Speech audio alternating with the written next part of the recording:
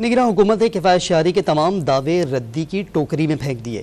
IMF مذاکرات سے قبل MP اسکیل کے افسران کی تنخواہوں اور مراتب میں بھی بھاری اضافہ کر دیا گیا۔ مزید جانتے ہیں ڈان نیوز کے نمائندے طاہر شیران سے۔ طاہر، بتائیے گا کفایت شعاری مہم کا کیا ہوا؟ دیکھیں، ایک تو IMF کا مطالبہ ہے کہ جو اخراجات ہے اس پر قابو پایا جائے، اور ملک بھی معاشی مشکلات سے دوچار ہے، اور کل سے IMF کے ساتھ پہلے جائزہ مذاکرات بھی شروع ہونے جا رہے ہیں۔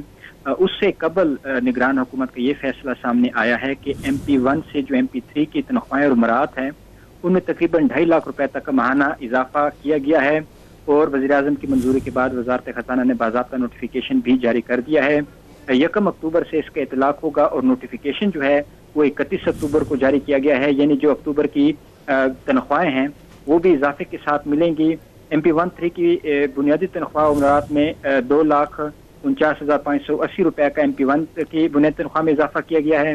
MP2 کی بنیادی تنخواہ و مرات میں 1,15,100 روپے اور MP3 کی بنیادی تنخواہ و مرات میں 66,255 روپے کا اضافہ کیا گیا ہے، جس کے بعد MP1 کی بنیادی تنخواہ 4,33,950 سے بڑھ کر ماہانہ 6,29,230 روپے ہو جائے گی۔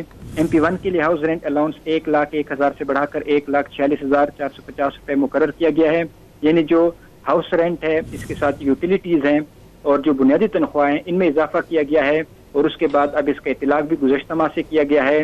اور اس کے ساتھ حکومت ایک طرف یہ دعوے کر رہی ہے کہ کفایت شعاری کے اقدامات کیے جا رہے ہیں، لیکن جو عملی طور پر ہم دیکھ رہے ہیں وہ کفایت شعاری کے اقدامات کے برعکس اقدامات کیے جا رہے ہیں، اس کے باوجود کہ ملک معاشی مشکلات سے دوچار ہے۔ جی طاہر، بہت شکریہ آپ کا۔